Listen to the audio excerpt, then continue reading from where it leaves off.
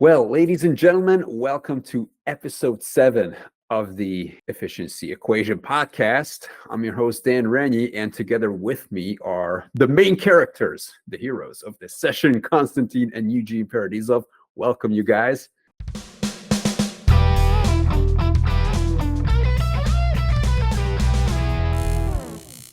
What we've got for you as a topic today is OEE. You see, and I'm talking to the audience right now.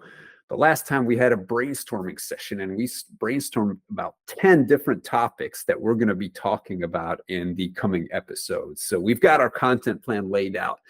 And the first one on top of Eugene's and Konstantin's mind was OEE. So this is what we're going to dive into, and it's going to be a nice continuum from the previous episodes where we talked about quality and efficiency and transportation problems. So I'm really looking forward to this session today. The simplest question that we can start off with is, what in the world is OEE? Because not everybody is 100% aware about the term and the acronyms that stand behind it. So take it away, Konstantin. What is OEE?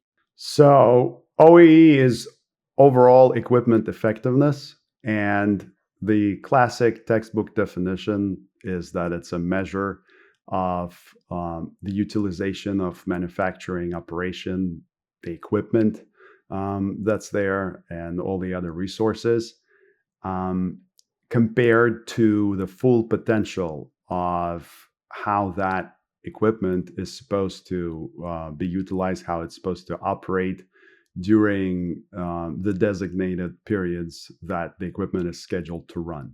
So you have the ideal run rate and ideal throughput, and then you're measuring the actual results, and you're comparing your actual to the ideal, and you're coming up with a score that's expressed as a percentage.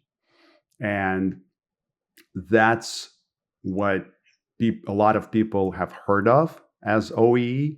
And there are some known figures like 85% or better as a best practice target in manufacturing.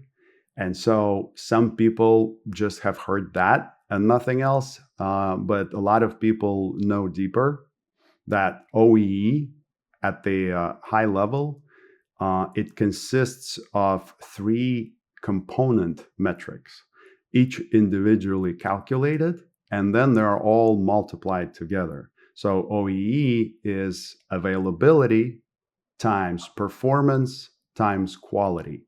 So you have those 3 components, and then they are calculated separately. So that's, in a nutshell, what we're talking about when we say OEE. And Eugene, what are some of the challenges when it comes to OEE in the bulk liquid manufacturing space? I guess the main challenge is to understand what those 3 components actually mean. You have availability, you have performance, you have quality, like Konstantin said, but those terms mean different things to different people. And unless you have a clear understanding as to what those terms mean for your uh, plant, you may not be measuring it correctly. Uh, a lot of times people strive for 100% OEE, which is troublesome because if you have OEE of 100% or below 85%, for example, you might be doing something wrong, because 100% means that you have absolute availability factor, absolute performance, and 100% quality all the time. That is pretty much unachievable in normal real world scenarios. You will always have a little bit here and a little bit there. So if you have 100% OEE, probably something's calculated wrong. At least we haven't seen it in the real world. Maybe it does exist, but the other thing would be to talk specifically about what it is that you're measuring by those factors, given your specific manufacturing scenario and environment. What does it mean what quality means for you, what performance means for you, what availability means for you. All those three factors, you have to understand how they apply towards your specific manufacturing scenario. To add to what Eugene was saying with the common issues with OEE is how it's used. So once some plant decides we're going to capture OEE, what do you do with that number?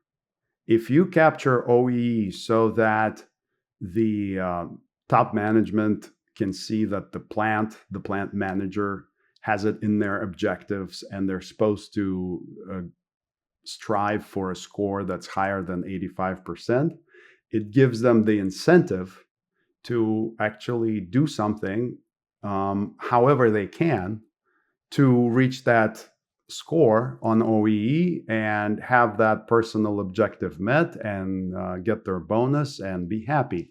And in some cases, that leads to manipulation of the component metrics so that there is that high score and everybody's excited and happy, but it's not real.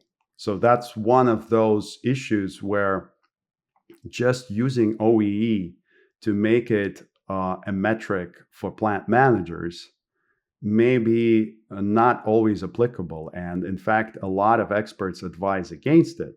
What they do recommend is using OEE to find problems. So if you don't use it as an objective where if you got 85% or above, you get your bonus, if you don't do that, but instead you say, okay, if you get your OEE and from there you hone in on the problem areas, you can then bring that OEE score up. So as long as there's some kind of improvement relative to whatever the baseline was, then we're talking about the plant doing actually something good with OEE. So it's a different way of understanding things. And of course, there needs to be this mindset across the board. We're talking about from operators at the shop floor up to the plant manager, the mindset of eagerness to improve things. So when there is that, then there is less of an issue with looking at OEE and trying to say, oh, this doesn't look right, let's correct the score. And so like that whole behavior where you fudge the numbers a little bit to make it look better goes away if everybody just uses it as a magnifying lens to find real problems that need to be addressed. Okay, so let me just make sure that I have this right. So OEE is not a standard measure that can be applied equally across any plant, even within an industry like liquid manufacturing, right? So it's not like a blood pressure or cholesterol level where anywhere or any doctor who takes the measurement in any laboratory in the world, you'll know that whatever level you have, like there's no question about it because it's measured based on standards, on universal or global standards. But when you go into the different components of OEE, such as availability, each plant measures availability differently. So there's not a given standard. Do I have that right? Yes, you're very close. And I like your analogy with blood pressure monitoring because although there are different ways to actually check the blood pressure, some doctor offices do it off of a finger with some device. Most, though, will wrap around your arm and pump air into it and then listen to your pulse. So when you think about blood pressure monitoring, you understand what the basic steps would be in actually measuring it. Although even there is this nuance, and I don't know how many of our listeners are actually familiar with it, but I spoke to a doctor and I always have fun with the nurses that try to measure my blood pressure because I can always ask, do you want to show a higher blood pressure or a lower blood pressure? If you go on the left arm, it will always be higher than it is on the right arm. That's a known fact. And so there are ways, again, it seems like something straightforward, but there are ways to manipulate it. And so if we now take this analogy to OEE, there are these common definitions of, there's a formula, so availability times performance times quality. And there are these common explanations of what availability should be, what performance should be, what quality should be. But then you get down to how do plants actually measure it? Because each individual plant has their own set of machinery and they have their own schedule. And it gets into the nuances where the differences are. So you might have some plants operating 24/7 and saying that the full week, all 7 days, we'll treat that as our schedule. But then some try to exclude some time and make it not count. And that's where we're going to get into some interesting observations with it. But there are nuances once you get to the level of depth of how do you actually measure it. And that's where the differences are. And yes, to your question about the standard, I don't think that a standard could prescribe exactly how to measure all of it across all different types of manufacturing plants. Maybe at the company level that is more familiar with its own facilities, it is possible to come up with stricter guidelines of what's to be accounted for and how. But yes, it's a good analogy because you get into the weeds and then you find out that some people don't like to include certain things into consideration and some other ones do. And that's where the difference is. So it's not about what Wikipedia says the definition is. It's about how do you go from that definition and operationalize it, and you get the actual measurements and what you include in them and what you don't include. So the measuring is done differently pretty much everywhere. Yeah. And I guess consistency is also key here. So maybe it doesn't really matter what the gross measure is, what the gross number is when it comes to OEE. What you want to measure as somebody who's responsible for production is your progress. So what's important is that you use, once you have your definitions straight on what you include, what you don't include, your own standards, that you stick to them, because that's how you're going to get consistent numbers over time. Yes.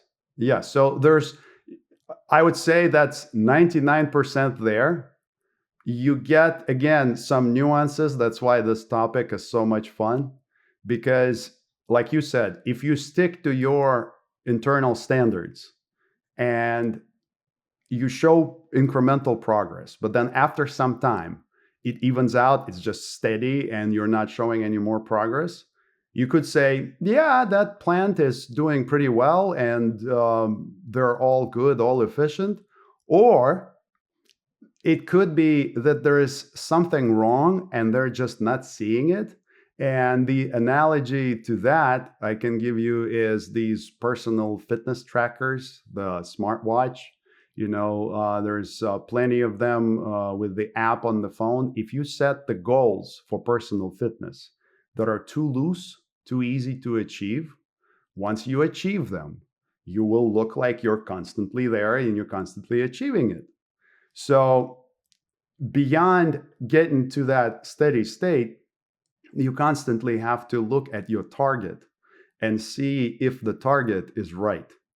So in OEE, one example could be all of this manufacturing equipment. It has its nominal characteristics that says that this piece of machinery is supposed to produce so much over such a period of time. So like they would have in bulk liquid manufacturing pounds per hour. So how much weight is produced over 1 hour, weight of useful output of product, right?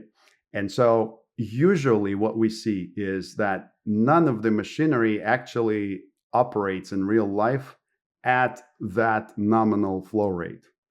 It's, again, you could take an analogy to car gas mileage. When you are buying a new car, the manufacturer publishes a number and says that this this car is supposed to consume this much gas to get you from, over a standard distance. In Europe, I know it's 100 kilometers.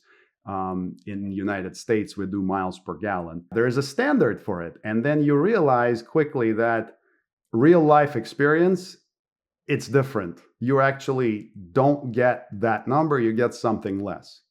And so with performance in OEE, the question is, where did you set your target? So there is what you get every day from your machinery, and there is what you said your ideal target should be. Is it the manufacturer spec, or is it some kind of lowered figure that just is easier to attain? If it's that lowered figure, then there is a chance that you're going to get to a steady state and you're just not going to see problems that are still there. They're just masked by this, So the easier target you set, the quicker you're going to reach it. And from that point on, you can no longer improve. So that's some of the tricky stuff about OEE. You have to be mindful about how honest you are with yourself in setting those targets.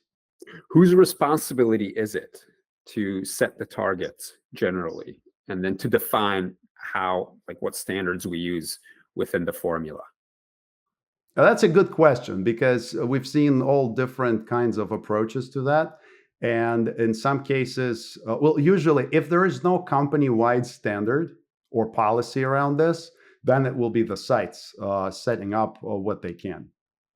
And then, of course, depending on whether that site has OEE as a yardstick, so like 85% or better in the plant manager's objectives, that will have potentially some impact on how they're going about collecting it. If the objectives talk about just show me some incremental progress, that will have a different impact. But then again, what if you show incremental progress for 6 or 7 months out of the year, and then the remaining months you're not showing progress because you think you're in a good place? So there's some considerations to be made there, but we haven't seen like one body setting it all for the different sites yet. Maybe that's going to come in the future. Mm-hmm. Usually you would have somebody working in the role of continuous improvement. That person might be sort of a guide in terms of trying to set the ideal targets that are somewhat realistic, where you could set the run rate, like Konstantin said, to a something close to what the equipment is supposed to give you realistically. It shouldn't be too low, and obviously shouldn't be higher than what is claimed for the equipment. And then you could also set your availability targets based on honest understanding of your schedule at the plant. Like, when do you actually have the time during the day that you should be producing product, right? And you have to be honest about it.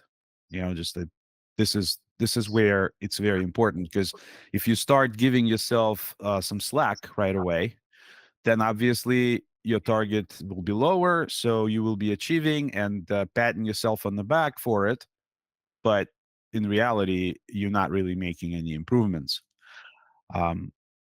Who sets the quality? That's probably even harder to understand, because it's harder to measure.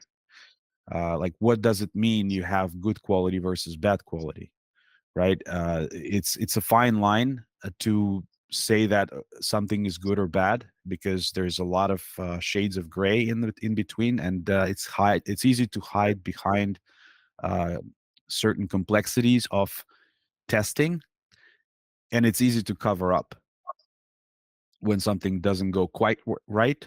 It's easy to say, it's fine, it's no problem, because the process is complex. It runs over a big period of time, and even if it's not going very good in the beginning. Maybe it will even out towards the end, so you can make some assumptions and go with that. All of those things are done usually because people want to achieve a higher number in the end. And that's not the right thing. That's not right mindset, right? You want to achieve higher number, not just by masking things out and making it look like it's a higher number. You want the higher number to just be there, calculated at the end without you doing anything special to influence it. You just want to make sure that your processes, whatever you're doing, are well established and good towards the final goal of having higher efficiency at the plant. You don't necessarily want to manipulate these things in the middle, hoping that you will influence the result at the end. Yeah, Konstantin, I thought you wanted to add to that. Yeah, no, I totally agree. You know, we got these common misconceptions about OEE, and we can just recap. By the way, one of the biggest ones we see is that when people are not too intimately familiar with OEE at the plant, they equate OEE to the performance component. So in their mind, it's like, if I produced the X number of widgets that's close to what I was supposed to produce, I'm good on my OEE. So that performance, and in bulk liquid manufacturing, it's weight, it's the number of pounds produced over a period of time. If I produce that number, I've hit my OEE. So like performance is treated as number one metric. And we then have to explain to a lot of people that OEE is not all just performance, that there is availability and there's quality, and OEE is a product of all those. So that's one. So there's that confusion. And then on the availability, there are misconceptions about scheduled time, what we're supposed to look at when we talk about what the scheduled time should have been. Is it what the production planner put in the schedule? Is it generally, if you're operating 24/7, your full week? Or if you're operating 24/5, is it your 5 days without caring for what the planner might have done with the schedule? So there are conversations there, and there's some playing with numbers going on here and there at some plants. On performance, the misconception is if we just set the lower throughput as a standard, we're going to get a better score, because in comparison to that lower figure, we're going to be doing well.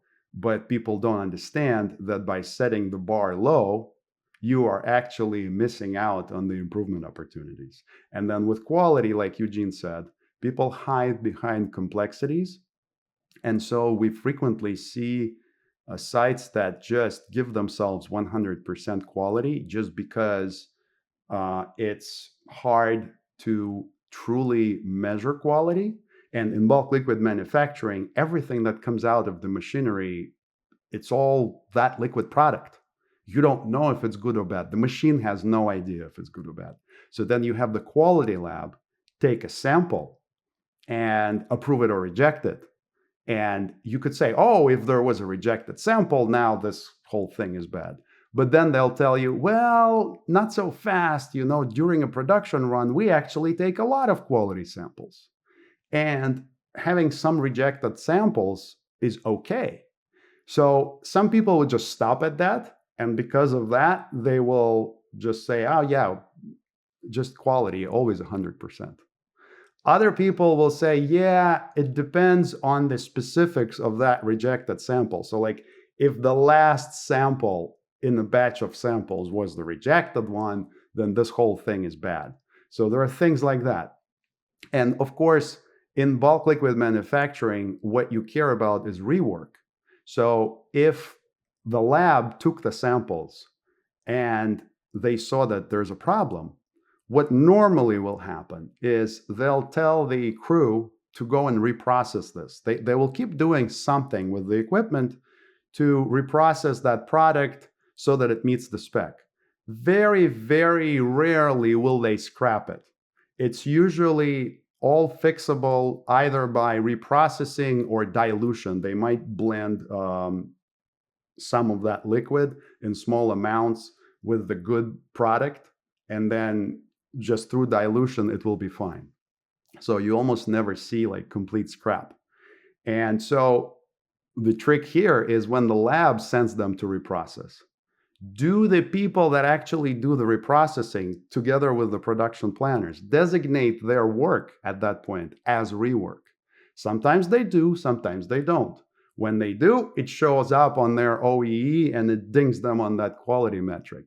When they don't, it's just not being completely transparent, and they're treating that as a whole separate run, even though they were just reprocessing the same thing. So that's what you get. You get availability manipulation, performance manipulation, and quality manipulation, just because people don't understand that if they manipulate, then they are depriving themselves of the opportunity to improve the process further. Right. And also, I wanted to add on the quality side that whenever they try to, I don't know if it's like purposeful hiding, but let's say to loosely say that it's all good. We took a few samples, some were lower than what we expect in certain ways, certain tests. But since it's a long process, we will make some corrections, or maybe we will recycle some, parts of the process and rework some of it, and that everything is fine in the end. So quality is good. Uh, then if you do that, even though you're kind of hiding your quality issue here, you would potentially get hit on the performance part of it, because now you took longer. If you're doing some kind of reprocess or rework, you took longer to do the same amount of work than it would normally require if you didn't have to reprocess anything or rework anything. So even though you might hide some quality issues, you would still probably going to get exposed towards performance indicator in this case, saying that your performance is lower.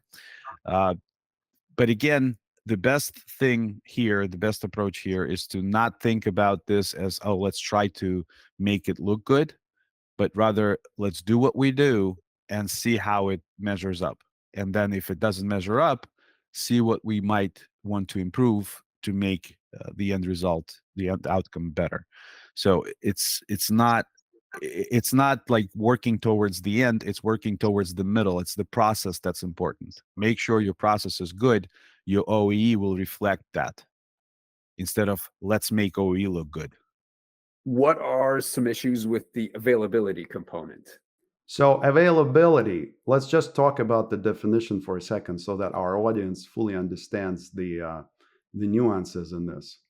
So textbook definition says availability is operating time divided by scheduled time. So in operating time, that's the part that's usually pretty straightforward in most cases. Although, again, there are exceptions, and I'll specify. So operating time is your actual running time of the equipment from start to finish, right? And in cases, that should be the most straightforward. And usually it's recommended that you have automation hooked up to this, and you could read the start and stop, and then report those times. Where I say that there are peculiarities is in bulk liquid manufacturing, in industrial deodorization. You have this huge piece of equipment called a deodorizer that takes in and processes multiple products, multiple runs at the same time. And what happens is when they are coming out of the deodorizer, there's a certain flow to this. You end up with production runs that, if you looked at on a Gantt chart, they look like this. They're staggered. So your subsequent run has started, but the previous one hasn't finished coming out yet. And so you have the problem of overlapping. And in those cases, it's called the islands problem, where we actually apply software solutions to those data points to figure out what are the continuous non-overlapping periods of time when the equipment was operating. So all of this stuff that's staggered gets translated into one continuous block of time. And then if there was a pause between the time that it ran again, that pause will be counted. But we are this way, by solving the islands problem, we're translating all those overlaps into just continuous non-overlapping periods. So that's the actuals, that's the operating time. The worst part in all of this is not that, it's the scheduled time, because there's the word schedule in the definition. So if you just take it at face value, you'd say, oh, scheduled time? That's whatever my production scheduler, my production planner scheduled, whatever they put in the plan, in the schedule. And this is where we get into this manipulation of definitions and to the game of playing tricks to get the better numbers. Why? Because the textbook definition says that if you have unplanned downtime, meaning there was some stoppage, the equipment broke down, or the operator just dropped everything and took a lunch break. So if there's unplanned downtime, that is supposed to hurt your score. But if there is planned downtime, which means the planner put something on the schedule that said maybe we'll have planned maintenance of equipment during these hours. So the planned downtime isn't supposed to hurt your score. It's supposed to be excluded. And that's where most of the manipulation actually happens. Because if you think about it, if I'm writing a piece of software that looks at the data points, and then I see, okay, this is where they actually scheduled their production runs, and here's this huge chunk of time that is planned downtime, I'm supposed to ignore it and not consider it as that scheduled time for the purposes of OEE. But the planners know that. And so frequently what we'll see is that planners might inflate the planned downtime. And when they inflate it, that just means that all of these calculations are going to be happening over a shorter period of time. And that would normally bump up the score. So one analogy that I thought was good is when you're doing financial budgeting for the household, if you set a budget for dining out that is very high every month, and then you go out to restaurants and you don't use it all, that might give you the false impression that you're doing good. But your budget was set too high to begin with. And so you're masking the problem. Same thing with availability. If you're giving yourself too much planned downtime, then it might look good in the interim, but you're not really solving any of your issues. You're just hiding the problem. So that's where the tricky part is. So when we deal with the calculations of these components, have to look at all of the downtime that occurred after we solved the islands problem and we found the real downtime. And then we have to allocate that to how much of it was unplanned versus how much was planned. And then planned can always be manipulated. So that's, like, in a nutshell, the issue with the availability. So this is where having some strict guidelines across the company would have helped. What about performance? What are some issues with the performance component? So performance is an interesting component that we talked about earlier that measures how effective your equipment is in producing useful output. Usually it's measured in some way over time, so some kind of units over time. Um, and normally in bulk liquids, it would be some kind of either weight over time or volume over time. The actual formula for it, textbook anyway, it's performance equals to parts produced, well, or volume or mass or weight produced, times the ideal cycle time and divided by operating time.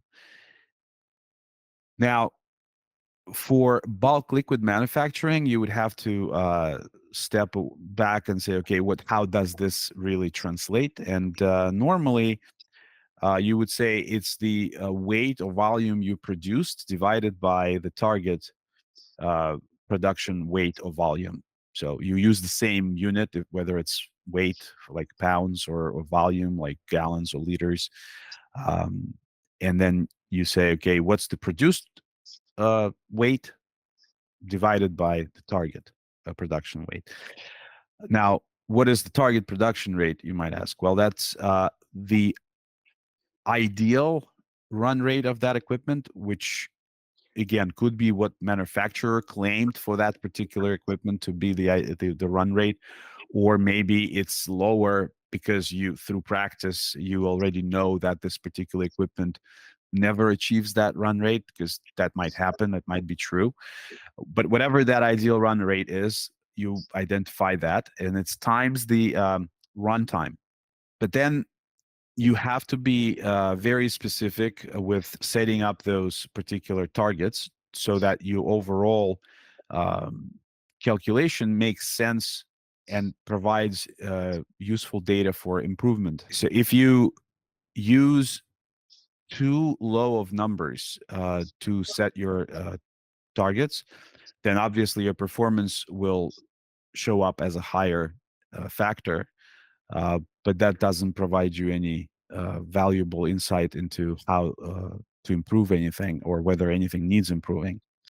Right. So we've got the first two components of the formula down. Now there's one down to go, and we've touched upon it, but let's go a bit deeper on the quality aspect. Yeah, so for quality, we talked about how the textbook definition says you have to be able to say how many good parts you produced, right? And in bulk liquid manufacturing, it's all good. We don't know if it's bad until the quality lab tests their sample. And there might be multiple samples that they test, and some of them produce good results, some of them produce bad results. So, really, what we're looking at as the operational definition in bulk liquid manufacturing is quality equals 1 minus rework percentage. So, rework would be rework weight divided by total production weight multiplied by 100.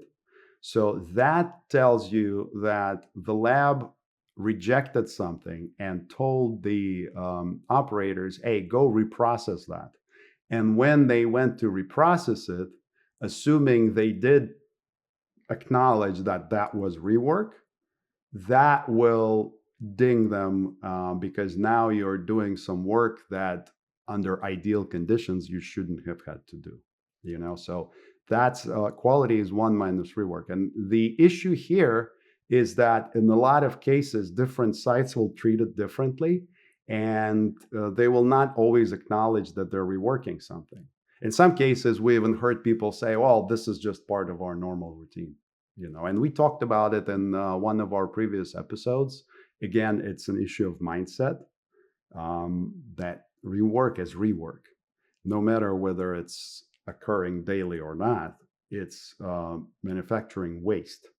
It's the activity which you spent your resources on and your time that you could have avoided.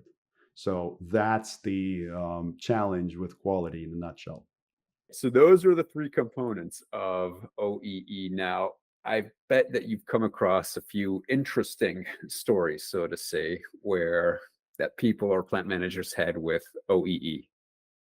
Yes. And there's actually two one real quick one. It's not so much a horror story as a giveaway that the plants don't really have correct understanding and treatment of OEE. And that is this other acronym known as TEEP. It stands for Total Effective Equipment Performance. And the difference between TEEP and OEE is just TEEP takes OEE and multiplies it by a loading metric. And loading, all it does is it says how much of your scheduled time on the schedule was as a percentage of the total calendar time. So basically, if we're talking about those schedule manipulations with the availability metric, if you just looked at TEEP, some of that would go away. A lot of it would go away because TEEP would tell you, oh, hold on a second, but according to the full 365-day calendar, you're only scheduling your equipment to run so much. So it will ding you for not using the equipment all the time. And what I'm seeing is that a lot of sites just don't even want to go there. They don't even want to measure TEEP. You see, so why would that be, you ask yourself? That's because they don't want to look at how am I doing against an absolute calendar, because the availability without the TEEP, without the loading, excludes the plant downtime. So if you see that the plants just don't want to look at TEEP, that's a giveaway that, yeah, they're working with OEE, but they're not fully there. Because if they were, they would also look at TEEP and say, okay, what can we do better? But it's all the same after that. But there's that one component. And then the one thing I wanted to say, as far as horror stories go, like one particular example comes to mind is where we've seen this kind of issue where the OEE had been manipulated consistently over time at one of the locations.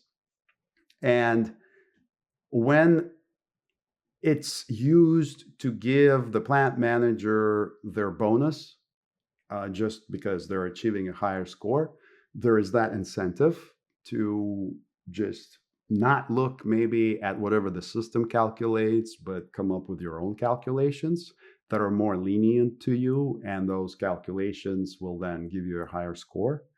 And so the beauty of how OEE works is that over time, it's self-correcting. So what happens is if you are reporting very high OEE, but in reality, your OEE is not there, sooner or later, this will happen. Your top management and your salespeople will look at your nominal capacity and say, okay, this plant is supposed to be producing X number of output over a quarter, over a year. So they're showing me 95%, 97%, 98% OEE. So that means they're doing pretty well. Let's book sales orders that would rely on all of that throughput to be fulfilled. And what happens is when the sales organization now says, okay, out of what I'm supposed to sell, this much should come out from that plant because it's so awesome, it's so effective at doing everything it does. What's going to happen is that they can't meet the demand. And now those customer orders have to be turned away. And they are either diverted to other manufacturing plants that this company owns, or worse, they go to the competitor and the competitor fills the orders. And so over time, why I'm saying it's self-correcting, because this will come out. If you are fudging the OEE numbers, the sales organization will catch up with you and say, hey, you're supposed to deliver these orders that we booked, but you're not there. What's going on? And so at the end, the people that fudge OEE numbers will get replaced. So that's the end of the story.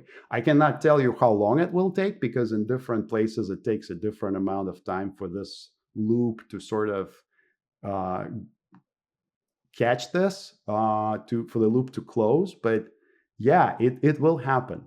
So that's the beauty of it, that I'm painting the picture right now of what will happen to the people that manipulate OEE. Eventually it will catch up. Everything catches up. The analogy here is like students in middle school. They tend to get very creative sometimes when they don't want their parents to see their grades. Eventually the truth comes out. And here with OEE, if you're showing that you are doing great, but you're not, somebody will just look at all your nominal capacity and give you that much volume to fill. And if you can't fill it, then you're in trouble having to explain why you can't fulfill all those orders. So that's the big one. That really happened. And I can't stress enough the importance of looking at OEE as an opportunity to actually improve the process, to find problem areas, as opposed to just having it on the objectives and saying, did you get the 85% or above, or did you not? Great. So we heard a couple of good pieces of advice there. One, obviously, don't manipulate the data. Two, don't use OEE just as a measure. Use it to go deeper on what your production problems are. Do you have any other pieces of advice for plant managers on how to do or measure OEE correctly? OEE should probably be used together with TEEP more often than not, especially in situations with lower demand than, let's say, expected. Because low demand can drive certain metrics down, even though there's nothing wrong with the way the equipment is being used, operated, with the processes that are in place, with quality, performance rate, availability. They all may be good, in good standing, but low demand may affect certain things. For example, if you calculating your scheduled time and you're saying, well, I don't have orders, right? So what am I going to run the equipment for? Right? If I don't need to make anything because there are no orders to fulfill, that's where you have to be careful. So that's like a warning there, that with low demand, you may need to be more careful at how you calculate these things and what you consider to be your availability in this case. And with TEP or TEEP as a helper, can also, those numbers can show you that, okay, maybe OEE is high because your availability, you are just putting on a planned downtime a lot, right? Because you have nothing to produce, right? Not because you don't want to, it's just because there are no orders, right? So your planned downtime becomes larger. So your OEE is still high because whenever you do have something to do, right, you're doing it pretty well. But TEEP in this case would potentially show a lower number, saying that, yeah, but according to the calendar time, you're not running your equipment all that much. And that's where you look at those and say, well, why is that? Maybe that is because there's something else that's influencing these numbers, and low demand might be one of those things. So it's just one of the warning things that you need to be uh, aware of, I guess, when you're working with these numbers. Low demand is important to consider in this case. Totally agreed. If you had looked at both scores at the same time, you'd see high OE, low TEEP. But if you're not looking at TEEP at all, you'll still see high OE, but there is a problem lurking around the corner. So absolutely. And as far as advice to plant managers, I would say two things to add to everything we just talked about. One is the mindset of wanting to improve. So that we cannot stress enough. You want the culture from the shop floor operator to the plant manager, where everybody wants to improve. And if you want to improve, you will always be more honest with what you're looking at and looking at things like OEE the right way. And the second thing I wanted to say is that, of course, it's better to rely on automation as much as possible to gather the data. So you want to eliminate the human error out of this wherever you can, and that's where automation helps.